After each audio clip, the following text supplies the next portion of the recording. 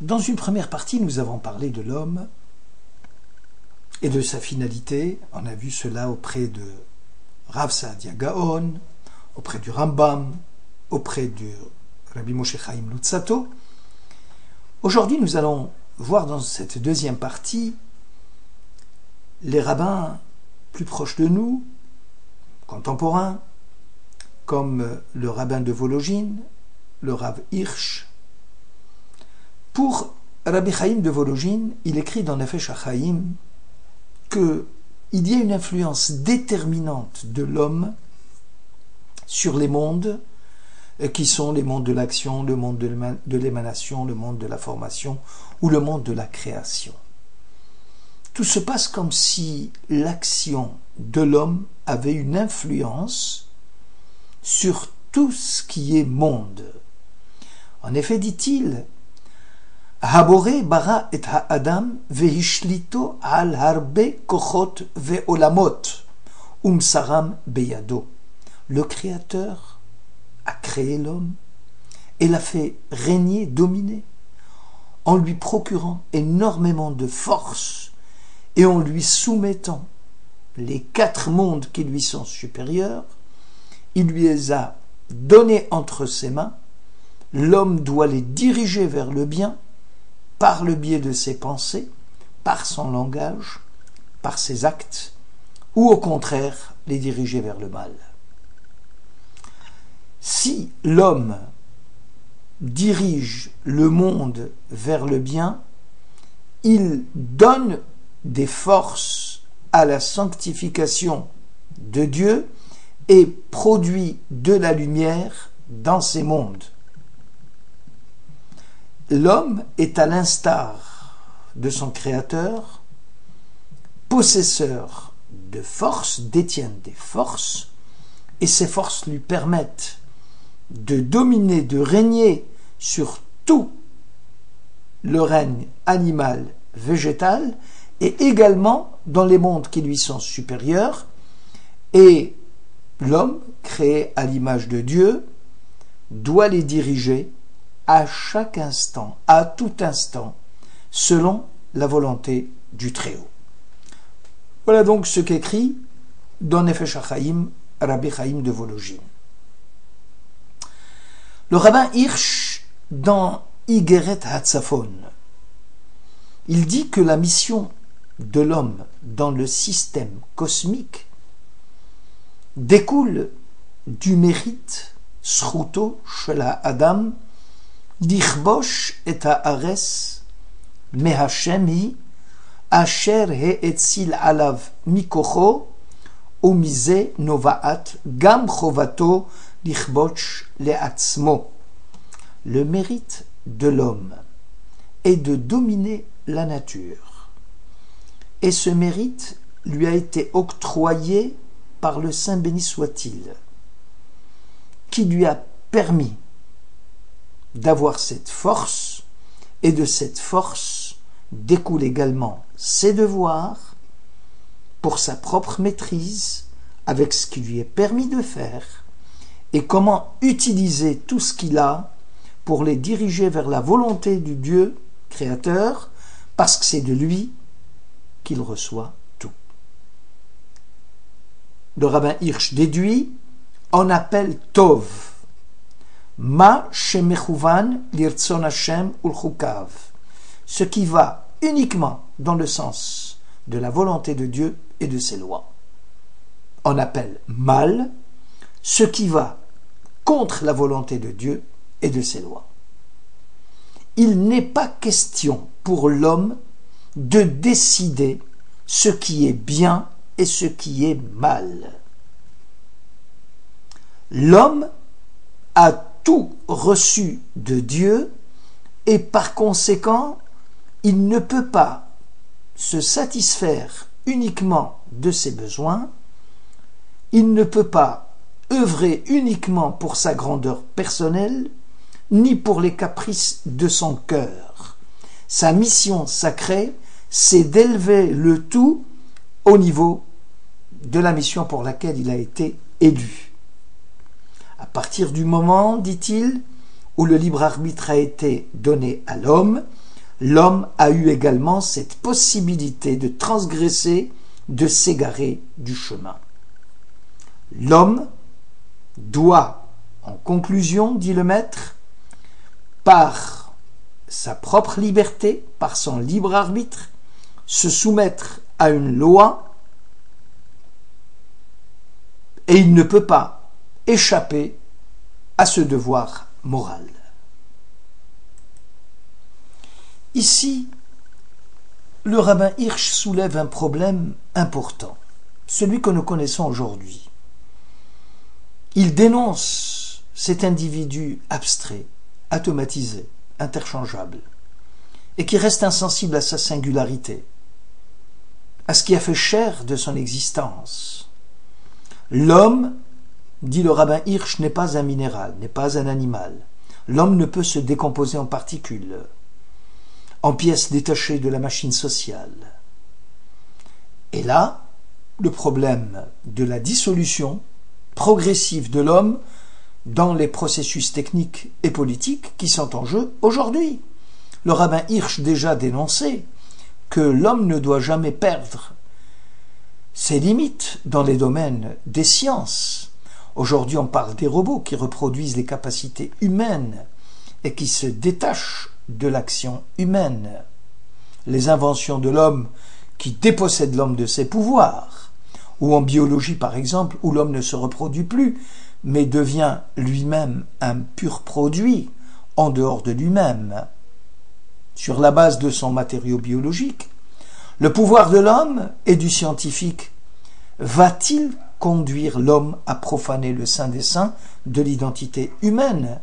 Les besoins du marché vont-elles réduire en désert des régions entières et à l'exploitation des masses d'individus, selon le principe de la loi du marché? Voilà les questions que soulève le rabbin Hirsch dans Igeret Asaphon. Il le dit avec les mots du XVIIIe siècle et du XIXe siècle, il ne le dit pas avec les mots d'aujourd'hui, mais c'est la même idée qui est en jeu. Le Sava de Slobodka écrit Chayav Adam lomar matai yagi'u ma'asai le ma'aseh avotai Avraham, Yitzhak ve Yaakov. Il cite le Talmud où l'homme a l'obligation de dire quand est-ce que mes actes atteindront ceux de mes patriarches, de mes ancêtres Abraham, Isaac et Jacob. Ici, le maître, le Sava de Slobodka, met l'accent sur les forces infinies enfouies dans l'homme. C'est un devoir pour tout un chacun, même le plus simple d'entre nous. Et c'est un devoir, donc ce n'est pas facultatif, de ressembler à son Créateur, d'aller dans le chemin de son Créateur. Ve'halachta bidrachav, heve domelo, mahu afata. Tu dois marcher dans les sentiers de Dieu, c'est-à-dire tu dois être à l'image de celui qui t'a créé. Regarde comment lui se comporte et agit de même. Il est compatissant, sois-le. Il est plein de miséricorde, sois-le. Il est lent à se mettre en colère, sois-le. Et c'est cela, le sens même. Betselem Elokim Asaita Adam, l'homme a été créé à l'image du divin. Ici, le Sava de Slobodka semble dire que dans la perspective de la création, l'homme est receveur. L'homme n'est pas propriétaire de ce monde. Tout ce qu'il possède, il l'a reçu. Et donc il n'est que l'usufruitier de ce monde. Une gratuité préside à tout ce qu'il est et à tout ce qu'il fait. Reconnaître ainsi la présence de Dieu, c'est accepter la part du divin qu'il y a dans toute existence humaine. Le Dieu unique est celui qui n'a besoin de rien d'autre et qui crée l'autre au-delà de sa propre puissance. Dieu, en créant le monde, fonde la place de l'homme dans un monde duquel Dieu s'est retiré pour laisser la place à l'homme. Le Créateur s'est arrêté de créer le 6e jour, le jour même de la création de l'homme, comme si s'ouvrait alors le temps et l'espace de l'homme. Matai yagi'u ma'asai le ma'aseh avotai. Dès l'origine, l'homme se pose alors comme le partenaire de Dieu dans l'œuvre de la création. En ce sens, il est libre et il est appelé à assumer sa liberté. Chaque homme est créé par le Créateur, élu et choisi par lui, plutôt que conditionné par une nature inhumaine. Là, l'homme est appelé à se déterminer lui-même, à s'inscrire dans le projet de la création, ou au contraire, par son libre arbitre, de s'en distancier. C'est cela le problème de l'homme créé à l'image de Dieu. Plus proche de nous, le rabbin Pinès écrit quelle est la signification universelle de l'homme créé à l'image de Dieu. Il reprend une discussion talmudique entre deux Tanaïm, Rabbi Akiva et Ben Azaï. Ben Azaï écrit « Tu aimeras ton prochain comme toi-même, voilà l'un des plus grands principes de la Torah. » Ben Azaï réplique « Non, Zé Sefer Toldot Adam, c'est le livre, voilà le principe le plus important, le livre de la genèse de l'homme, de Adam, de l'homme. » Autrement dit, pour Ben Azaï, le principe dépasse uniquement ton ami, il va au-delà, il s'adresse à tout homme. Alors, est-ce que ce principe de moussard, d'éthique, qui dépasse le cadre même de mon ami, et déjà avec mon ami, l'aimer comme moi-même, c'est déjà un principe universel important, mais est-ce que cela s'applique à l'ensemble de l'humanité? Ici, il y a un problème d'ampleur. Ce n'est pas un problème de qualité, mais un problème d'ampleur. Dans l'universalisme de Ben Azaï, il s'adresse à l'humanité entière. Il distingue deux points. Yachas Moussari lechol Adam ou lehatil hamusar chova al kol Adam. Il dit qu'au niveau de l'universel, l'éthique, il faut dans un premier temps entretenir un rapport moral vis-à-vis de tout être humain. De la même façon que Dieu, qui a créé les humains, fait luire sa lumière même pour les mécréants, c'est-à-dire il leur donne à manger, à boire, même les mécréants, et c'est ça ve'halachta bidrachav, et c'est ainsi que Israël doit par exemple donner à manger, à nourrir, même les pauvres qui ne sont pas les pauvres d'Israël. Et également, s'il y a les étrangers parmi nous, eh bien on va visiter leurs malades, et également on tient une oraison funèbre lorsqu'ils ont perdu quelqu'un. Mais l'éthique, donc vis-à-vis de tout le monde, mais plus que cela, l'éthique n'est pas facultative si j'ai envie de le faire ou j'ai pas envie de le faire, c'est Hova al kol Adam. L'éthique devient un devoir. Même si la Torah demande à chaque Israël de ressembler à son Créateur, où les vertus nous sont arrivées directement d'une façon innée par nos ancêtres, comme si c'était un héritage.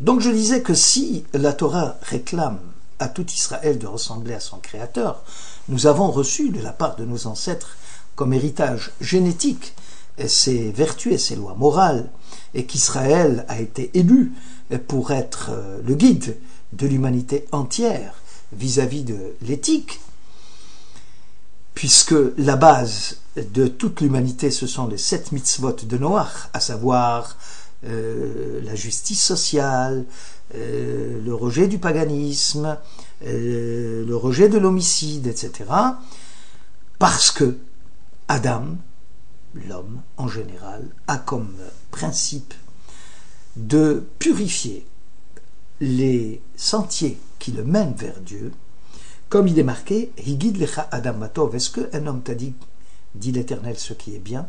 « Uma Hashem doresh mimcha » ce que Dieu te réclame. « Asot mishpat » Dieu te demande de faire la justice. « Ahavat chesed » aimer les bienfaits, l'amour. « Ve'atznea lechet im elokecha » et marcher avec humilité avec l'Éternel ton Dieu.